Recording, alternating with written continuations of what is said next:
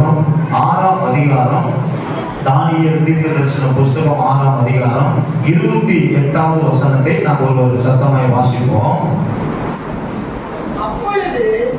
6:28 தானியேல் புஸ்தகம் 6ஆம் அதிகாரம்.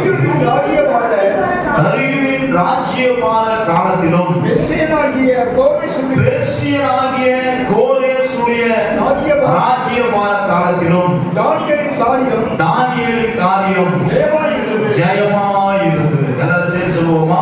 தரியுவின் ராஜ்யபார காலத்திலும் பெர்சியனாகிய கோரேசுடைய ராஜ்யபார காலத்திலும் தானியேலின் காரியம் ஜெயமாயிருந்தது. தானியேலின் காரியம் ஜெயமாயிருந்தது. 8வது மாதத்திலும் ஆண்டவர் நமக்கு இந்த வார்த்தைகளை இந்த முதல் ஆராதனையில நமக்கு கற்றுக் கொடுக்கிறார். அநேக முறை இந்த வசனத்தை நீங்க கேட்டிருப்பீங்க, படிச்சிருப்பீங்க, பிரசங்கம் நடந்து கேட்டிருப்பீங்க. ஆனால் இன்றைக்கு இந்த மாதத்தில் வேதம் சொல்லுகிறது, உங்களின் காரியம், சபையுடைய காரியத்தை கர்த்தர் ஜெயமாய் கர்த்தர் மாற்றப் போகிறார். 7 மாதங்களாய் நீங்கள் ஒருவேளை சூழ்நிலை நிமித்தம் சோர்ந்து போயிருந்திருப்பீங்க, கண்ணீர் விட்டிருந்திருப்பீங்க. ஆனால் இந்த மாதம் கர்த்தர் நமக்கு ஜெயம் தருகிறார். பக்கத்துல போய் கையை பிடிச்சு, இந்த மாசத்துல கர்த்தர் உங்களுக்கு ஜெயம் தருகிறார். தானியேலின் காரியம் ஜெயமாய் இருந்ததை போல உங்க காரியமும் ஜெயமாய் இருக்கும். வேலைக்கு பார்க்காம பக்கத்துல நல்லா கையை உடனே சொன்னீங்கன்னா உங்க காரியத்தை கர்த்தர் ஜெயமாய் மாற்றுவார். அல்லேலூயா. தானியேலின் காரியம் ஜெயமாய் இருந்தது. ஆண்டவர் இன்றைக்கு நம்முடைய காரியத்தை கர்த்தர் ஜெயமாய் மாற்ற அவரால் முடியும். ஆமென். அல்லேலூயா. அழைப்பு யாருக்கு இருக்குதோ கர்த்தர் அவர்களை ஜெயிக்க வைப்பார். தரிசனம் இருக்கிற சபையை கர்த்தர் ஜெயிக்க வைப்பார். அல்லேலூயா. சும்மா அப்படியே காத்துல சிரமம் பண்ற ஆட்கள் காத்தோட என்ன செஞ்சிருவாங்க? போயிடுவாங்க. அதில் தூசி பறக்கிறதை போல பறந்து போயிடுவார்கள். சீசனுக்கு வருவார்கள், சீசன் முடிஞ்ச கூட என்ன செஞ்சிருவாங்க? போயிடுவாங்க. ஆடி தள்ளுபடி. இந்த மாசத்துக்கு பேர் என்ன? ஆடி மாசம். ஆடி மாசத்துல எல்லா கடையிலும் என்ன செய்வாங்க? சீசன் ஆஃபர் போடுவாங்க. 2000 ரூபாய் துணி எவ்வளவுங்க? 1000 ரூபாய். 60% ஆஃபர். அதுக்கு 70% ஆஃபர். எந்தெந்த துணியெல்லாம் விற்காம இருந்துச்சோ எல்லாத்தையும் கொண்டு வந்து ஆடியில போய் என்ன செஞ்சிருவாங்க? தள்ளுபடி கொண்டுருவாங்க. திரும்ப நீங்க ஆவணியில போய் கேட்டீங்கன்னு வச்சுக்கோங்க, என்ன செய்வாங்க? 50% ஆஃபர் என்ன செய்ய மாட்டான்? கொடுக்க மாட்டான். அதாவது சீசனுக்கு வருகிறவர்கள் சீசன் முடிஞ்ச பிறகு என்ன செஞ்சிருவாங்க? போயிடுவாங்க. ஆனால் எந்த மனிதனுக்கு கர்த்தர் அழைப்பு வச்சிருக்கிறாரோ, எந்த மனுஷனுக்குள்ள தரிசனம் இருக்குதோ அவன் காரியம் ஜெயமாய் மாறும். பக்கத்துல பார்த்து ஒரு கேள்வி, ஏங்க உங்களுக்கு தரிசனம் இருக்கா? பக்கத்துல பார்க்க உங்களுக்கு தரிசனம் இருக்கா? என்ன தரிசனம் இருக்கு? எப்படியாவது இந்த வருஷத்துல அல்லேலூயா நல்லா ஜெபிச்சிடணும் அப்படின்னு தரிசனம் இருக்கா? இல்லை, எப்படியாவது இந்த வருஷத்துல ஒரு 4 பேருக்கு சண்டை பண்ணி அல்லேலூயா குடும்பத்தை 2 ஆக்கி, அந்த 2 துண்ட 4 ஆக்கி, அல்லேலூயா 4 8 ஆக்கி, எப்படியாவது நான் மட்டும்தான் இருக்கிறது பர்ஃபெக்ட் அப்படின்னு ஏதாவது நோக்கத்தை வச்சிருக்கீங்களா? என்ன பக்கத்துல வந்து கேளுங்க, உங்களுடைய தரிசனம் என்ன? உங்க தரிசனம் தேவனோடு இணைக்கப்பட்டிருந்தா, கர்த்தர் உங்களை அழைச்சிருந்தா, வேதம் சொல்லுவது தானியேலின் காரியம் ஜெயமாய் இருந்தது. உங்க காரியத்தை கர்த்தர் ஜெயமா மாற்றுவார். நல்ல கையை உலுக்கி சொல்லுங்க, உங்க காரியம் இந்த மாதத்தில் ஜெயமாய் மாறும். அல்லேலூயா. தரிசனம் இருந்தா நீங்க சாக மாட்டீங்க. அல்லேலூயா. நீங்க கல்யாணப்பட்டாலும் கர்த்தருடைய கருணை கர்த்தர் கருணாக்கிடுவார். உங்களுக்குள்ள தரிசனத்தை கர்த்தர் நிறைவேற்றுகிற வரைக்கும் நீங்க ஒருவேளை செத்தெல்லாம் நினைச்சா கூட உங்களுக்கு தூக்கி வந்துடுவார். அதுக்கு வாழ்க்கையா வாழ பிடிக்கல பாஸ்டர், பேசாம செத்தெல்லாம் பாக்குறேன். அல்லேலூயா. நீங்க செத்து போனாலும் உங்களை திரும்பவும் தூக்கி கொண்டு வந்து அவங்க தரிசனத்தை நிறைவேற்ற பிறகுதான் உங்களை நல்லடக்கம் பண்ணபடி கர்த்தர் திட்டத்தை வச்சிருக்கிறார். அதுக்கு அடக்கத்திலேயே நல்லடக்கம் ஒன்று இருக்கிறது, அகால அடக்கம் ஒன்று இருக்கிறது. இந்த மாதிரி அடக்கத்திலே பல அடக்கங்கள் இருக்கிறது. ஆனால் உங்களை என்னையும் கர்த்தர் நல்லடக்கம் பண்ணபடி கர்த்தர் தீர்மானம் வச்சிருக்கிறார். யோவான் சுவிசேஷ புஸ்தகம் 11ஆம் அதிகாரத்தில் நாசரேத்தில் ஒரு மனிதன் மரித்து போனான். திடீரென்று அவனுக்கு ஏற்பட்ட அந்த வியாதி, அந்த வியாதி நிமித்தம் மரித்து போனான். இந்த செய்தி ஏசாமிக்கு சொல்லப்பட்ட பிறகு ஏசாமி 3 நாள் கழிச்சு 4வது நாள் அந்த வீட்டுக்கு போறார். போனா கர்த்தர் அவனை கூப்பிட்டு ஒரு பெரிய தரிசனத்தை கர்த்தர் வைத்திருந்தார். அந்த லாசருவுக்கு ஒரு பெரிய அழைப்பு ஒன்று இருந்தது. அவங்க வீடுகள் எப்பொழுதும் தேவனுக்காக திறந்திருந்தது. எத்தனையோ வீடுகளுக்குள்ளாக ஏசாமி போனாலும் அந்த லாசருவை பார்த்தால் மரியாள் வீடு எப்பொழுதும் இயேசுவை ஏற்றுக்கொள்ளக்கூடிய ஒரு வீடாக இருந்தது. எப்பொழுதும் முகம் சுளிக்காமல் அந்த வீட்டுக்குள் இயேசு வந்து போகிற ஒரு சூழ்நிலை இருந்தது. இந்த மார்த்தாளும் மரியாளும் இயேசுவை அதிகமாக நேசித்தார்கள். மார்த்தாள் பணிவிடை செய்து கொண்டிருந்தார். ஆனால் அந்த மரியாளோ இயேசுவை விட்டு எடுபடாத நல்ல பங்கை தெரிந்து வைத்திருந்தார். ஆனால் இயேசுவுக்கு இந்த குடும்பத்தை ரொம்ப பிடிக்கும். சபையில நம்ம அப்ப குடும்பம் வந்தாலும் நமக்கு ரெண்டு குடும்பம் தான் பிடிக்குது. யோசிச்சு பாருங்க, எல்லா குடும்பத்தோட நம்ம என்ன செய்யறது இணக்கமா இருக்கிறது இல்லையா? சில குடும்பத்தோட மூஞ்சி திருப்புறோம், சில குடும்பத்தோட கையை திருப்புறோம், காலம் திருப்புறோம். சில குடும்பத்தை பார்த்தா தானே சொல்றோம் மூஞ்சி அப்படியே சிரிச்சு முகம் வருது. எல்லாத்தையும் பார்த்தா என்ன செய்ய மாட்டேங்கிறேன் சொல்லுங்க, சிரிப்பு வர மாட்டேங்கிறேன். சில மூஞ்சி பார்த்தா நமக்குள்ளேயே மூஞ்சி மாறுது. அல்லேலூயா. நல்லா இருக்கிற மூஞ்சி ஒரு குடும்பத்தை பார்த்தா ஈனு சிரிக்கிறோம், இன்னொரு குடும்பத்தை பார்த்தா திருட்டு குடிப்பது குடிக்கிறோம், இன்னொரு குடும்பத்தை பார்த்தோம்னா இந்த குடும்பத்திற்கு என்ன செஞ்சிடறோம் போயிட்டு பல முகங்கள் நமக்குள்ளாகவே சோதனம் இருக்கிறது.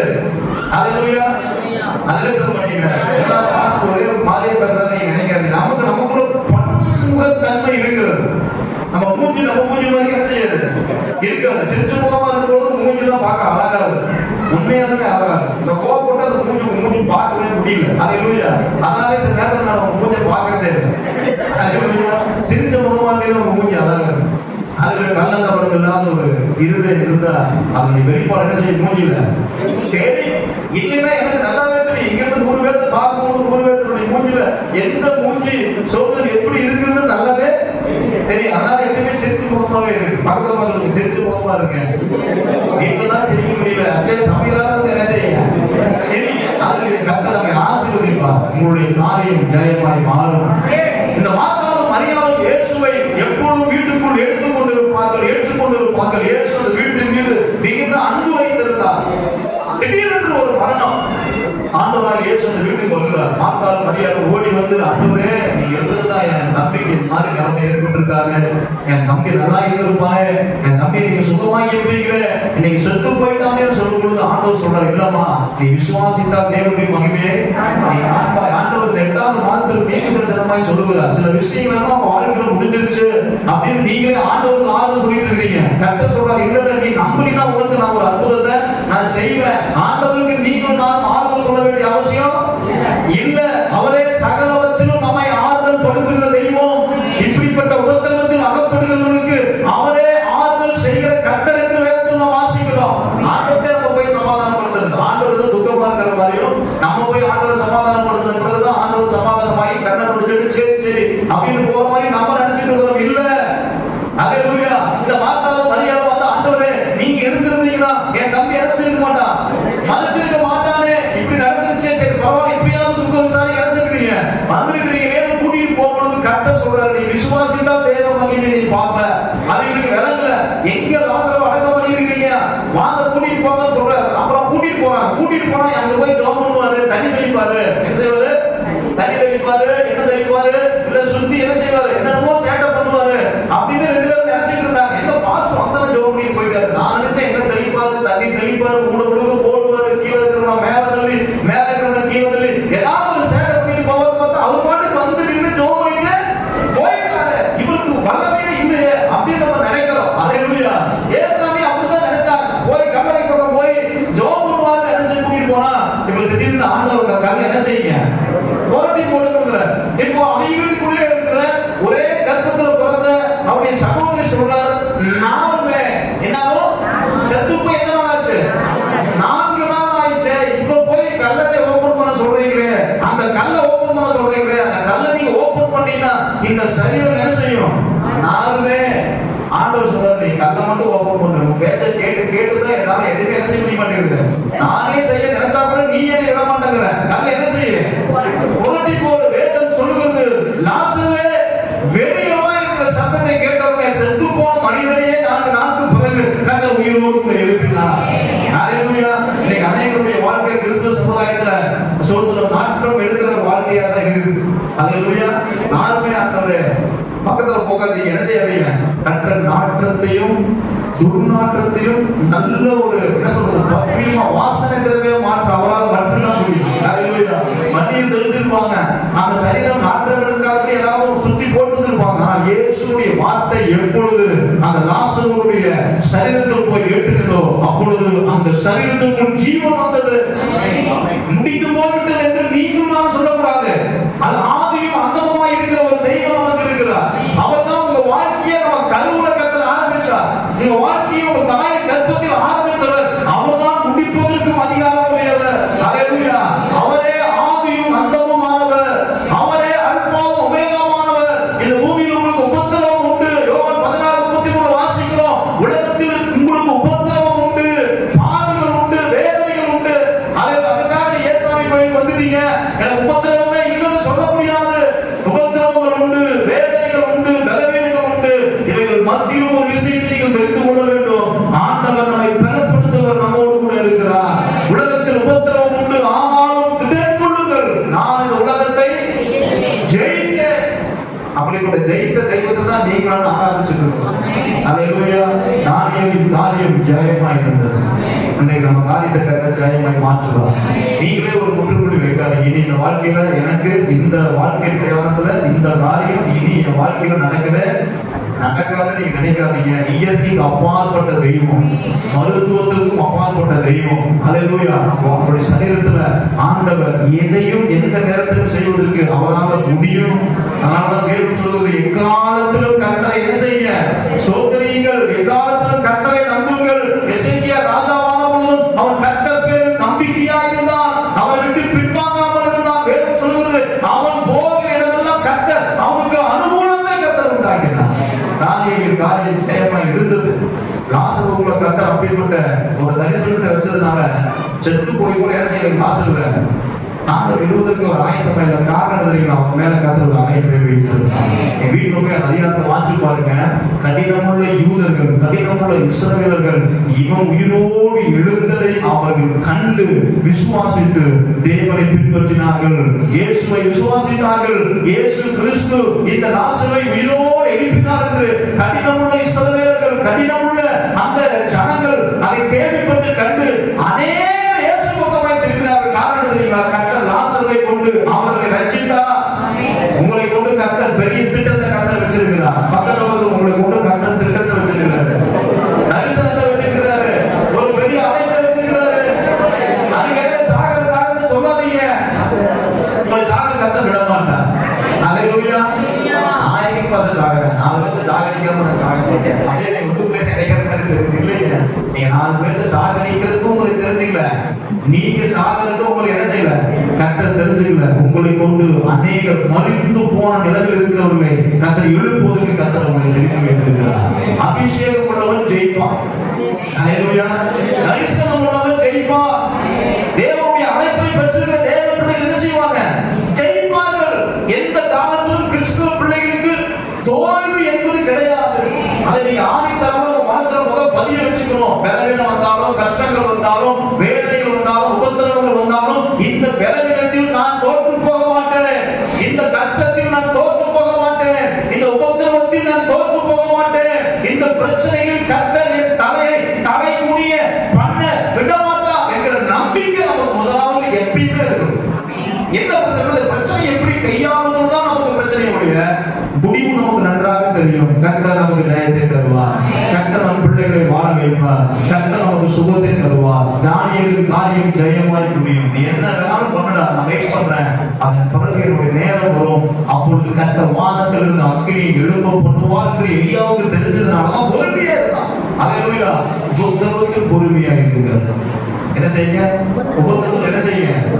ஒண்ணுதான் நியூலைஃப் சபைக்கு தேவையான ரொம்ப மிக முக்கியமான ஒண்ணு. உபத்திரவத்தில் பொறுமையா இருக்குங்க. பக்கத்துல உபத்திரவத்துல கொஞ்சம் பொறுமையா இருக்குங்க.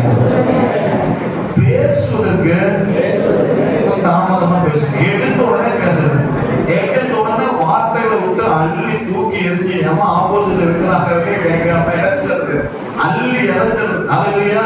ஆனால் பேசுவதற்கு எப்படி இருங்க? பேசுவதற்கு பொறுமையாகவும், கோபிப்பதற்கு தாமதம். அடிக்கடி கோபப்படாதீங்க. பக்கத்துல அடிக்கடி கோபப்படாதீங்க. நாம கோபப்பட்டீங்கன்னா சீக்கிரம் கல்யாணமாயிருவீங்க. 30 வயசா தெரியுவீங்க, 50 வயசா தெரியுவீங்க.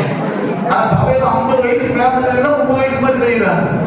30 வயசா இருக்கிற ஆளுங்கெல்லாம் பார்த்தா 50 வயசு மாதிரி தெரியுறீங்க. கோபப்படாதீங்க. அல்லேலூயா. கோபப்பட்டா உங்க உடம்புக்கு என்னது இல்லை, நல்லது இல்லை. வேதம் சொல்லுது, வாசிங்க. ஆகையால் பிரியமான சகோதரரே, யாவரும் கேட்கிறதற்கு தீவிரமாயும் பேசுகிறதற்கு பொறுமையாயும் கோபிக்கிறதற்கு தாமதமாயும் இருங்கள். இதுவே நமக்கு சரீரத்திற்கு, நம்ம உள்ளான இருதயத்திற்கு தகுந்தது, அது உத்தமமானது.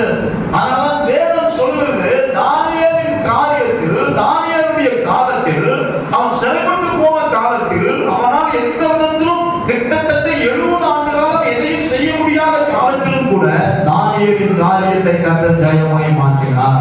8வது மாசத்துல ஆண்டவர் நமக்கு ஜெயம் கொடுப்பார். ஜெயம் கொடுக்கும் தேவனுக்கு கோடி கோடி ஸ்தோத்திரம். வாழ்வழிக்கும் இயேசு ராஜாவுக்கு வானமெல்லாம் ஸ்தோத்திரம். அல்லேலூயா. ஜெயம் கொடுக்கும் தேவனுக்கு கோடி கோடி ஸ்தோத்திரம்.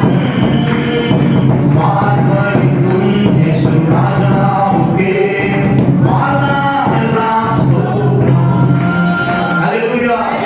தானியேல் ஒரு சிறை பிடிக்கப்பட்ட ஒரு கைதி. அதனால தெரிஞ்சுக்கங்க, தானியேல் என்பவன் பாபிலோனில் சிறைப்பட்டு போன ஒரு கைதி. சிறை பிடித்துக் கொண்டு போனவன் நேபுகாத்நேச்சார் என்கிற ஒரு ராஜா.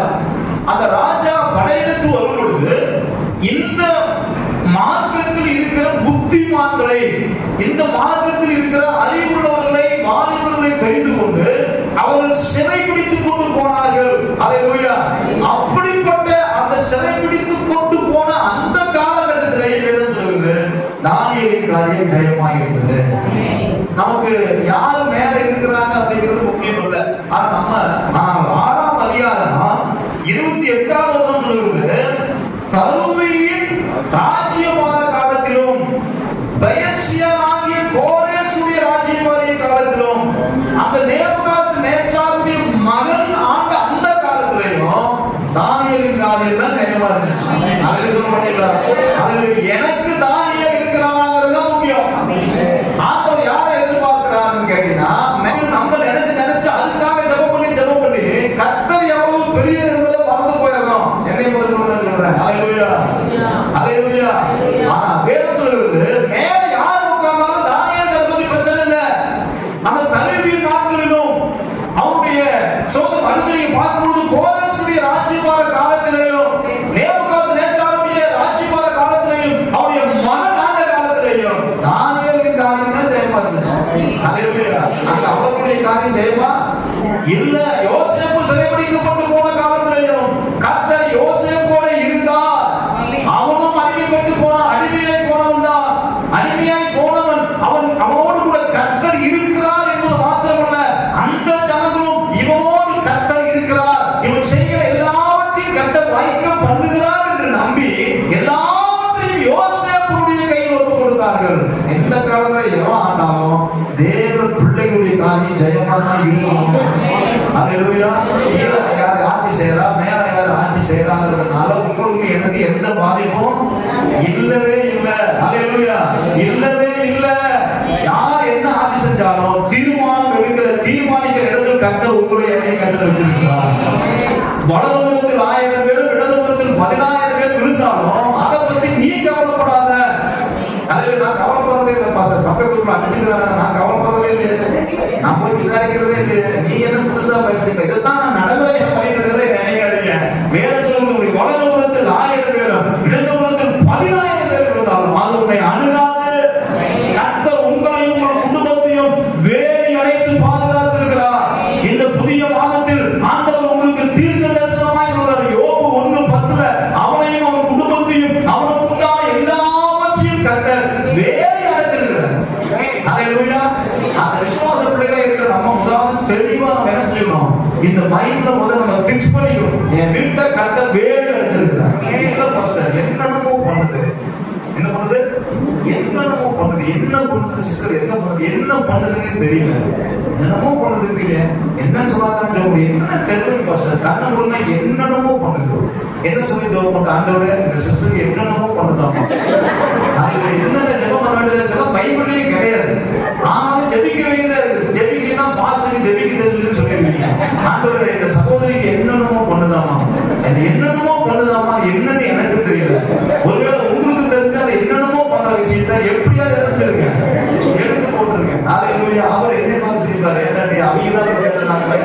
பேசுறேன். ஹalleluya. என்னமோ பண்ணுது. மாஸ்டர் நைட் ஆனா தூக்கம் என்ஜாய் பண்ணிடுறேன்.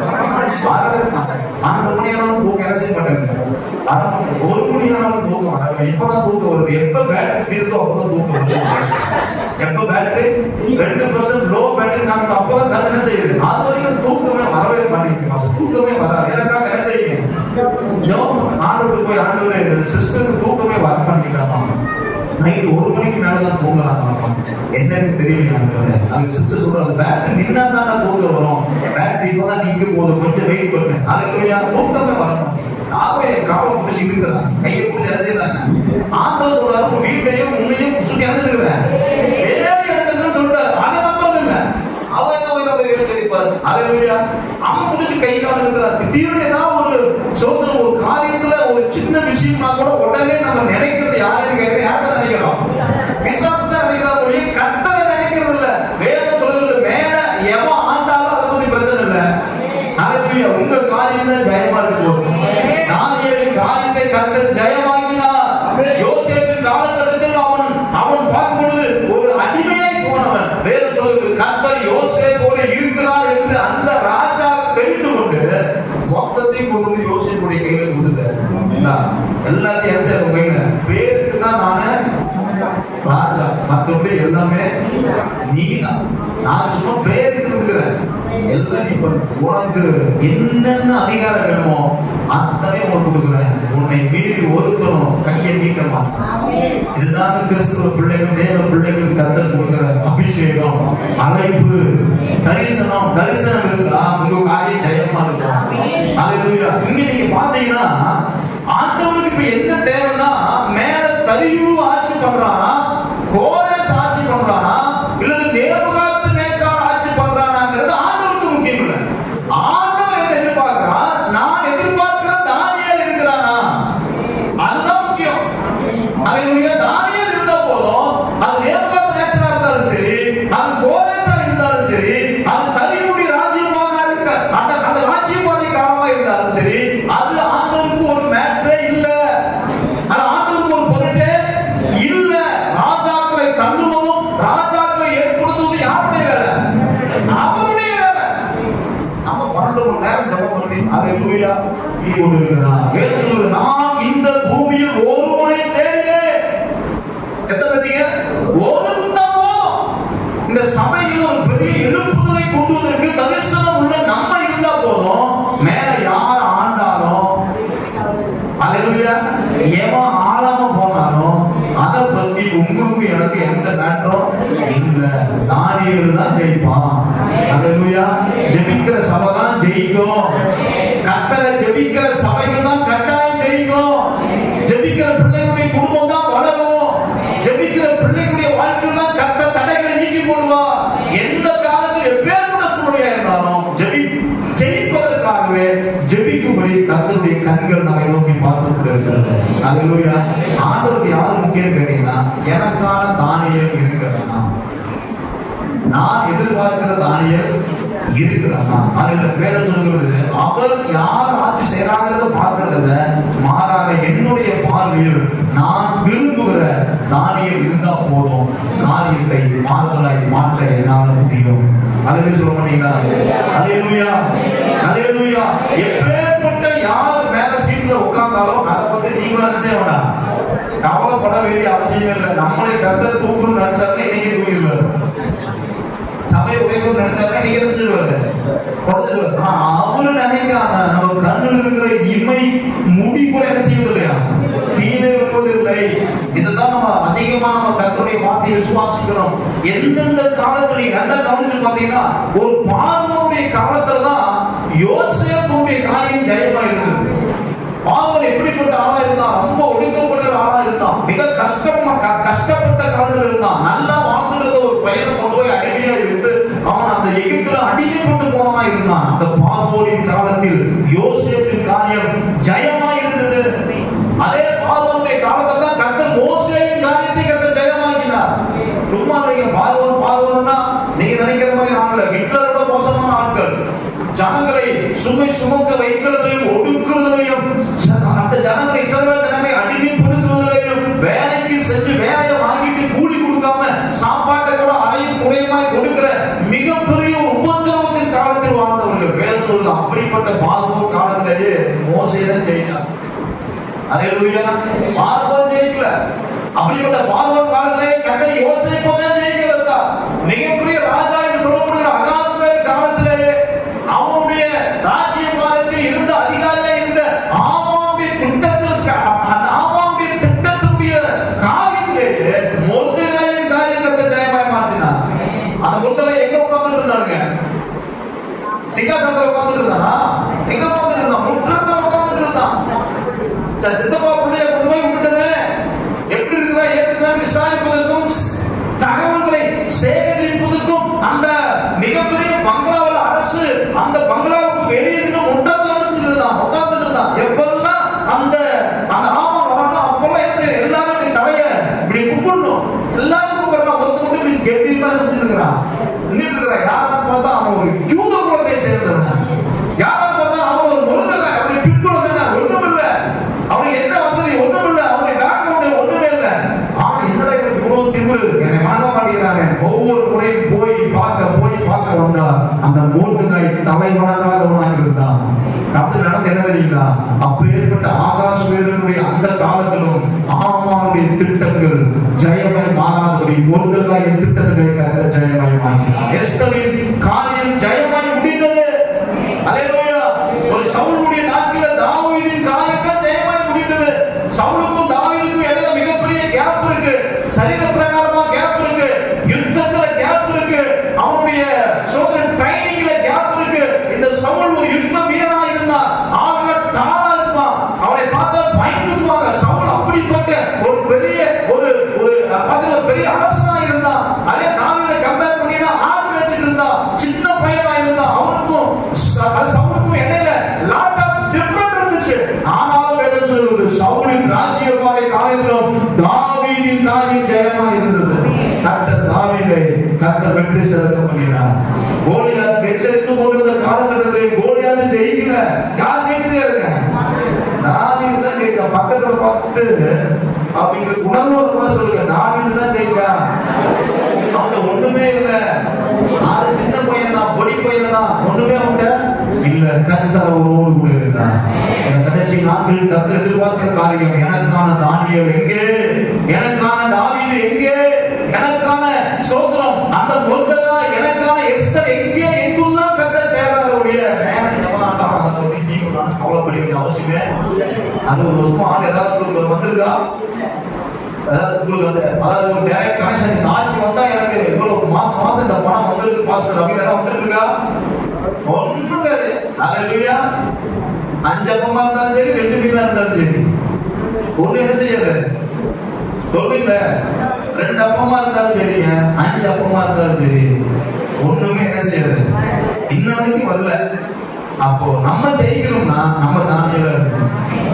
அல்லேலூயா. நம்ம தானியேலா இருந்தா நம்ம காரியத்தை கர்த்தர் ஜெயமாய் மாற்றுவார். இந்த கடைசி காலத்திலேயும் ஆண்டவர் ஜெபிக்கிற தேவ பிள்ளைகளை கர்த்தர் எதிர்பார்க்கிறார். தானியேலின் காரியம் எப்படிப்பட்ட காலமா இருந்தது? 5 நிமிஷத்துல நான் சொல்லிடுறேன். அந்த திருவிழா ஆராதனை இருக்கிறது. தானியேலின் காலம் 3 வகையை நீங்க போயிடலாம். நிகழ்காலம், அப்புறம் நிகழ்காலத்துக்கு அப்புறம் என்ன பண்ணுங்க? எதிர்காலம், இறந்த காலம், முக்காலம். எப்படி 3 காலம் இருக்குது, அதுபோல தானியேல் காலத்திலே 3 வகையான காலம் இருக்குது. ஒண்ணு சிறைப்பட்ட காலம். தானியேலுடைய காலங்கள் அவன் சிறைப்பட்ட காலமா இருந்தது. இரண்டாவது நீங்க பாத்தீங்கன்னா மிகப்பெரிய சிங்க கெபியின் காலமா இருந்தது. அந்த ராஜாவுடைய கோபம் அந்த கோபம் மிகுந்த காலமா இருக்கு. 3மே ரொம்ப கடினமான டேஞ்சரான ஒரு இடம் தான். ஒண்ணு சிறையின் அனுபவம், சிறையின் காலம். சிறைனா யார் என்ன ராஜாவுக்கு விரோதமா பேசினாலும் உடனே கூட என்ன செய்வாங்க? சிறையில போட்டுவானுங்க. அப்படிப்பட்ட ஒரு மிகப்பெரிய ஒரு மோசமான ஒரு காரியம். அந்த நேபுகாத்நேச்சார் நேச்சால் யூதா மீது படையெடுத்து அங்கிருந்து திறமையுள்ள வாலிபர்களை தூக்கிட்டு போனாங்க. அதுலதான் ஒருத்தன் தானியேல் சிறைப்பட்டு போன காலம். அதே தானியேல் நினைக்கிற ஆண்டவரே நல்லா ஜெபிக்கிற ஆள் தானே, 3 வேளையில ஜெபிக்கிற ஆள் தானே, ஏன் ஜெபிக்கிறேன்? என்ன ஏன் நான் சிறைப்பட்டு போய் கிடைக்கணும்? ஏன் இப்படி இவனை தூக்கிட்டு போயிட்டாங்கன்னு சொல்லி தானியேல் அப்படிப்பட்ட காரியங்கள் நினைக்கலாம். ஆனா ஒரு விஷயத்தை நீங்க நல்லா தெரிஞ்சுக்கணும்.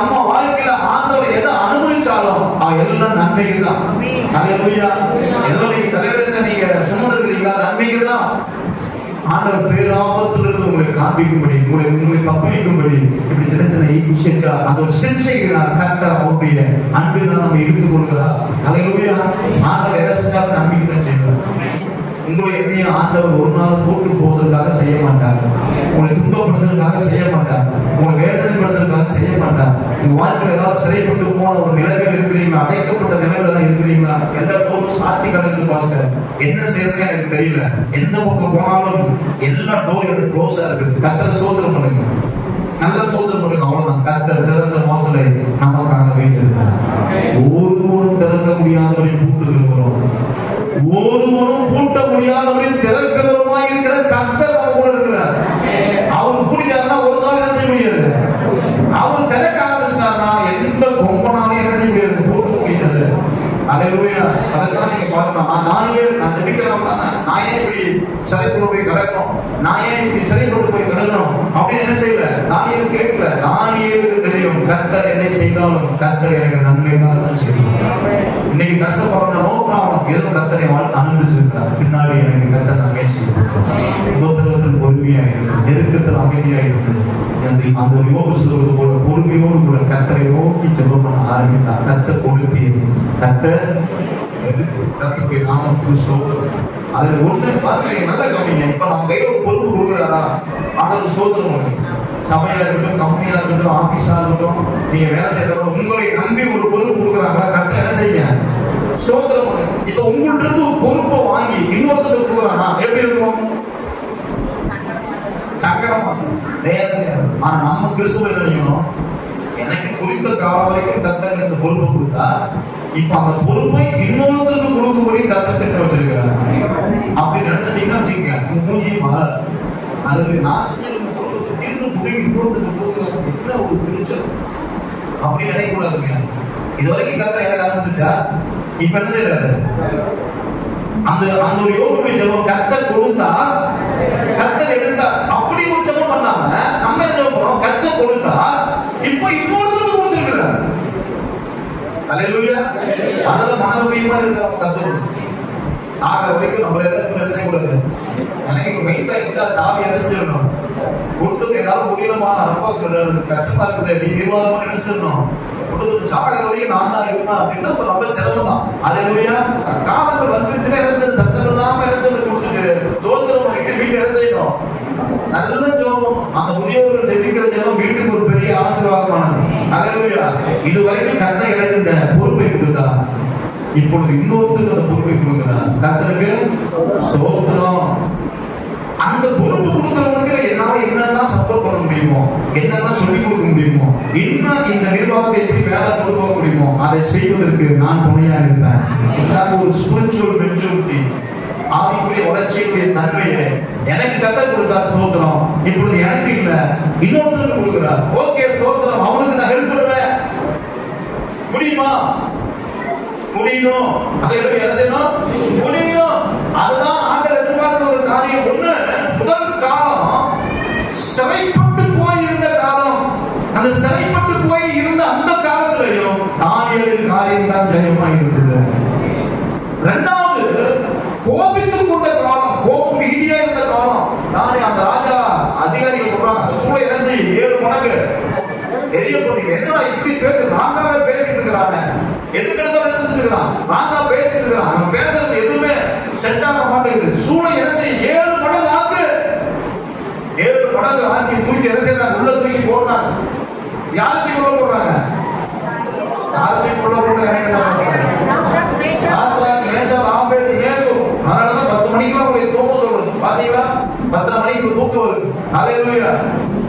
சிலர் வாயை விரிவாய் திறப்பதும், சிலர் கண்களை மூடி தியானம் பண்ணுவதும் பார்க்கறதுக்கு கண்கொள்ளா காட்சியா இருக்கு. அந்த ஸ்டேஜில் நின்று பார்க்கும் பொழுது எனக்குள்ள இருக்கிற ஆவி அப்படியே கொஞ்சமா கம்மியாயிட்டே இருக்கு. அல்லேலூயா. நீங்க கண்களை திறந்து ஆண்டுடைய வசனத்தை கேளுங்கள். அல்லேலூயா. பார்க்கும் போது யாரும் பயன்படுத்த மாட்டீங்க. நாளையில கத்தி என்ன செய்யறது, மைக்கிலேயே ஒரு மனுஷன் கத்துறானே, கரண்ட்லயே சுட்டு சுட்டு தண்ணியில ஊத்துது, எல்லாம் வேடிக்கை தான் பாத்தீங்க.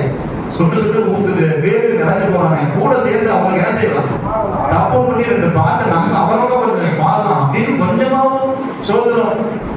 இதுதான் நல்லா பாடணும்ல. அப்ப என்ன பண்ணிக்கிறீங்க, யாருமே பாட்டு பாட்டு பாட்டு அதுதான் அவர் இருக்கிறார். அதுதானே அவரு பாடல பாட மாட்டார். அவரு பால் 2 பால் போட்டு பொறுமையா போனது என்ன அப்படியே வாய் என்ன செய்யறது நம்ம தடுக்கிறது. சரி பாட்டெல்லாம் வேண்டாம் பொழுது என்ன செஞ்சு இருக்கிறது கொட்டாய் அல்லேலூயா. சோ அதனால நீ 10 மணிக்கு தயவு செஞ்சு சொல்றேன், 10 மணிக்கு பொழுது தூங்கிங்க. உங்க சரீரத்துக்கு ரொம்ப நல்லது. 10 மணிக்கு கண்ணு மூடி இருக்கு. இன்னும் சீக்கிரத்துல கண்ண மூடி வேண்டிய நேரம் உண்டு. அல்லேலூயா. அதான் என்ன செய்ய நல்லா கண்ண மூடு. வேதம் சொல்லுகிறது, வேதம் சொல்லல சாரி தப்பா நினைச்சுக்காது. டாக்டர் சொல்றான் தூக்கம் கம்மியானா ஆயுஷ் நாட்கள் குறைஞ்சு போயிருக்கும். அதனால குறைஞ்சது 8 மணி நேரம் என்ன செய்யணும் தூங்கணும். கிராமத்துல மாதிரி 8 மணிக்கு படுத்துக்கலாம். உள்ள போய் சில கதவு சாத்தி படுத்துக்கலாம். நீங்க சண்டை வந்தா கதவு வந்து இங்கே சண்டை நடக்கிறாங்க பாப்பானுக்கு இல்லையா. 8 மணி 8:30 மணி 9 மணிக்கு என்ன செய்வாங்க கதவை சாத்தி படுத்து தூங்கிடுவோம். டிவி வெளியே ஓடும். டிவி ஓடும் தூங்கிடுவாங்க. டிவி கூட நமக்கு பார்க்கறது தப்பு இல்லையா, செல்போனை பார்க்கக்கூடாது. அது இருட்டுனால என்ன செய்யக்கூடாதாமா, லைட்டை ஆஃப் பண்ணிட்டு செல்போன் என்ன செய்யக்கூடாதா. யாரும் பேசுறா அப்படியே பாக்குறீங்க, நான் தான் பேசுறேன். கண்ணெல்லாம் மங்கி போயிட்டு இருக்கு. கண்ணு என்ன செய்யுது, கண்ணெல்லாம் என்னையே பார்க்கறதுக்கு ஒரு மாதிரி குறுகுறுன்னு பாக்குறீங்க. ஏன் தெரியுங்களா, அந்த கண் பார்க்க நமக்கு இப்போ பலவீனம் ஆகிட்டே இருக்கு. கண்ணுக்கு போகிற நரம்பு என்ன செய்யுது, எல்லாத்துலயும் பெரிய பெரிய பாத்திர செங்கல் பார்க்கறது ஒவ்வொரு செல்லும். இப்ப எல்லாத்தையும் வாங்கி வச்சனா குறைஞ்சது 1.5 லட்சம் ரூபாய்க்கு போகும். அத்தனை செல்போன், ஒரு செல்போனுக்கு 2 சிம் கார்டு. ஒரு வீட்டுல 4 போன் வச்சிருக்காங்க. 4 போனுக்கு எத்தனை சிம் கார்டு, 8 சிம் கார்டு. நீ ஈஸி பண்ணி யோசிச்சு பாருங்க. 300 ரூபாய் இல்லாம நீங்க செய்ய முடியாது, ஈஸி பண்ண முடியாது. 300 ரூபாய் 2 GB ஃப்ரீ, 350 ரூபாய். சில ஊருக்கு ஆடி தலைவர் 300 ரூபாய் போட்டுருக்கு. 300 ரூபாய் ஒரு வீட்டுல 4 செல்போன் 8 சிம் கார்டு. 300 எதாச்சுங்க 1200 2 கணக்கு போடுங்க. 2400 ரூபாய் செல்போனுக்கு மட்டும் யூஸ் பண்ணணும். அதுக்கு ஒரு திடீர்னு ஜிபி ஒரு நாளைக்கு அவங்க 2 GB ஃப்ரீயா கொடுக்குறான். தீர்ந்துச்சு பாஸ்டர், ஒரு 15 ரூபாய்க்கு போட்டா எக்ஸ்ட்ரா ஒரு பிரச்சனை என்ன செய்யணும் கொடுக்கலாம். யோசிச்சு பாருங்க, அந்த கண்ணு பார்வையே நமக்கு சரியில்லைங்க. உங்க பார்வை எதுவுமே சரி. நான் சொல்றேன், நீங்க நல்லாவே பார்க்க மாட்டேங்கிறீங்க. கூச்ச பார்வை உடையவராக லேயரா மாறிட்டு வரீங்க. அது யாரா மாறி வரீங்க, லேயரா மாறிட்டு வரீங்க. கண்ணே உங்களுக்கு என்ன செய்ய மாட்டேங்குது, குளிச்சு தெரிய மாட்டேங்குது. நீ நல்லா கவனிச்சு பாருங்க, காலையில 7 மணிக்கு எடுத்து சூரியனை பாருங்க, உங்களால பார்க்க முடியாது. கண்ணு கூச்சு கணிதை வருதா, வருதுன்னா உங்களுடைய கண்களுக்கு கூச்ச பார்வை வந்துட்டு இருக்குது. அங்கே 2வது காரியம் நீங்க பார்த்தோம், கோபம். அந்த தானியேலுக்கு விரோதமாய் சாத்ராக் மேஷாக் யாபேத்நேகோவுக்கு விரோதமாக கோபம் மூட்டபடினால் அந்த சூளை என்ன செய்யுது, 7 மடங்கு எரியுது. தூக்கி 3 பேரையும் உள்ள போட்டாங்க. அவன் நினைச்சுட்டான் 3 பேரை தூக்கி உள்ள போடலாம்னு சொன்னாலும் என்ன செய்வான், எப்படியாவது ராஜா பேச்ச கேட்பான்னு நம்பினாங்க. ஆனா வேதம் சொல்லுகிறது, வீரனை கொன்று போட்டாலும் இந்த சிலைக்கு முன்னாடி நினைச்ச முடியாது. அவர் என்னை தப்புவிக்க வல்லவர். ஒருவேளை அவர் என்னை தப்புவியாமல் போனாலும் இந்த காரியத்தை செய்யப்பட்டது எப்ப வாயில வார்த்தை வந்ததோ அப்பொழுதே கர்த்தர் அவன் காரியத்தை ஜெயமாய் மாற்றினார். 3 பேர் உள்ள போட்டார். 4வதா ஒரு உலாவை கொண்டிருந்தார். வெள்ளை கட்டி தரித்தவராய் பளிச்சன் அந்த நெருப்புலையும் தகதகதகன்னு வில்லுகிற ஒரு தேவனுடைய ஒரு மனுஷன் அந்த இடத்துல உலாவை கொண்டிருக்கிறார். அல்லேலூயா. எல்லாருடைய கண்கள் டேடேங்கமா எத்தனாவதுக்கு உள்ள போட்ட 3 பேர் உள்ள போட்ட. ஆனா 4 பேரா தெரியுது. கண்ணாடி போட்டு பாரு, கண்ணாடி போட்டு பார்த்தா எத்தனை பேர் இருக்கிறாங்க, 4 பேர்ல 3 பேர் கருப்பா தெரியுறான். ஒரு மாத்திரம் பலபலன்னு தெரியுறாங்க. ஒருத்தருடைய சரீரத்துடைய அந்த ட்ரெஸ் அங்கியோட நெருப்புல சுட்டு போகாதபடி வெந்து போகாதபடி கர்த்தர் அக்னியின் மத்தியிலையும் கர்த்தர் பாதுகாத்தார். தானியேலின் காலம் ஒரு சிறைச்சாலை அனுபவத்தின் காலம். தானியேலின் காலம் இருந்த ஒரு ராஜாக்கள் கோபத்தினுடைய காலத்திலையும் கர்த்தர் தானியேலின் காரியத்தை ஜெயமாய் மாற்றினார். அல்லேலூயா. சிங்க கெபியின் காலம், சிங்கத்தை உணர்ந்து போட்டாங்க. இருக்கிறதுலயே ரொம்ப அந்த காட்டுக்கு ராஜா யாரும் சொல்றாங்க, சிங்கத்தை தான் சொல்றாங்க. சிங்கத்துல யாரும் தப்பிக்கவே முடியாதுங்க. சிங்கத்தை குறிச்சு நீங்க ஜஸ்ட் ஆராய்ச்சி பண்ணீங்கன்னா பசின்னு வந்துச்சுன்னா எவ்வளவு பெரிய மிருகங்களாலும் அடிச்சுட்டு இருக்கணும். அதுக்கு முன்னாடி யாரும் போய் அவனை சிங்கத்துல தப்பிச்சு வாங்க முடியாது. அவனுடைய குணம் அப்படிப்பட்ட குணம். சிங்கம் அப்படிங்கிறது அங்க நீங்க பாத்தீங்கன்னா தாவீது ஒரு முறை சிங்கத்துடைய வாயசுல 2ஆ பிரிச்சா. யோசிச்சு பாருங்க, யோசிக்க முடியாத ஒரு காரியம். நாயினுடைய பல்லு பட்டே நம்மளால தாக்க முடியல. நாய் பல்லுக்காகவே ஏறும். உன்னால தொப்பலை சுத்தி ஊசி போடுவோம். இப்ப வார ஒரு முறை என்ன செய்யலாம் வந்து ஊசி போட்டு போயிருங்க சார், இல்லைன்னா நீங்க நாய் மாதிரி ஆயிருவீங்க.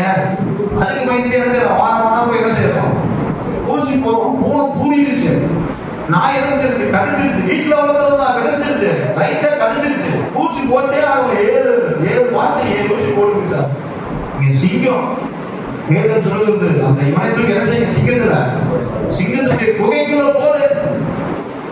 ராஜாவுக்கு அந்த நைட்டுக்குள்ள தூங்க முடியும். வேதத்துக்கு அடுத்த நாள் காலை எழுந்து தானியே கூப்பிட, வேதத்துக்கு தானியே உன்னை தப்புவிக்க உதவா இருந்தாரா? குகையிலிருந்து ஒரு சத்தம், என்னை தப்புவிக்க என் தேவன் வல்லவரா இருந்தார். ஹல்லேலூயா. அந்த சிங்க கெபியின் காலத்திலேயும் தானியேலின் காரியம் ஜெயமாக எங்க உங்களுக்குள்ள அழைப்பு இருந்தா நீங்க ஜெயிக்க போறீங்க. 8வது மாசம் எதெல்லாம் உங்களுக்கு அடைக்கப்பட்டிருந்தோ அத்தனை கர்த்தர் திறக்க போவார். விசுவாசிங்க, கர்த்தர் நம்புங்க. நாளைக்கு போன நிலைமையில் இருந்தால் நாசுவை உயிரோடு எழுப்புவதற்கு அவரால் முடியும். முடிஞ்சு போன காரியம் எதுவாக இருந்தாலும் அதை மீண்டும் தட்டி எழுப்ப அவரால் முடியும். காரியம் கர்த்தர் அப்படிப்பட்ட ராஜ்யவார காலத்திலேயும் தருவின் ராஜ்யவார காலத்திலும் அந்த பேசியாகிய கோரேசுடைய ராஜ்யவாரிய காலத்திலும் தானியேலின் காரியம் ஜெயமா இருந்தது. நீ ஜெயிக்க போறீங்க.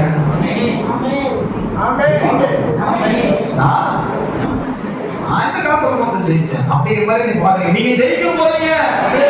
உங்களுக்குள்ள கர்த்தர் அபிஷேகத்தை வச்சிருக்கிறார். அழைப்புள்ளவன் ஒவ்வொருவரையும் கர்த்தர் ஜெயிக்க பண்ண போகிறார். உங்கள் குடும்பங்களை கர்த்தர் ஜெயிக்க பண்ண போகிறார். உங்கள் பிள்ளைகளை வாழ்வாதாரங்களை கர்த்தர் உயர்த்த போகிறார். நீ பலவீனப்பட்டு ஹாஸ்பிட்டல்ல படுத்து கிடந்தாலும் அங்கேயும் வந்து உங்களை ஆண்டவர் பலப்படுத்தி கொண்டு வருவதற்கு அவரால் முடியும். ஹல்லேலூயா. கர்த்தர் நல்ல ஜெபிக்கிற மனிதன். இப்ப சிங்க கெபிக்குள்ள இருக்கிற அனுபவம், தானியேல் ஜெபிக்கிற மனிதன் தான். அவனோடு இருந்த 3 பேரும் இப்பொழுது அக்கினி சூளைக்குள்ள இருக்கிற அனுபவம். அவைகள் மத்தியிலும் எது போகாமல் கர்த்தர் அந்த மத்தியில் கர்த்தர் சிறையுடைய கதவுகளை கர்த்தர் திறந்தார். ஹல்லேலூயா. நம்ம வாழ்க்கையில் அடைக்கப்பட்டிருக்கிற எல்லா கதவுகளையும் திறக்க 8வது மாதத்தில் தேவன் இறங்கி எழுந்து நிற்கலாமா? எழுந்து நின்று உதவி செய்யலாம். நாமே ஆராய்ந்து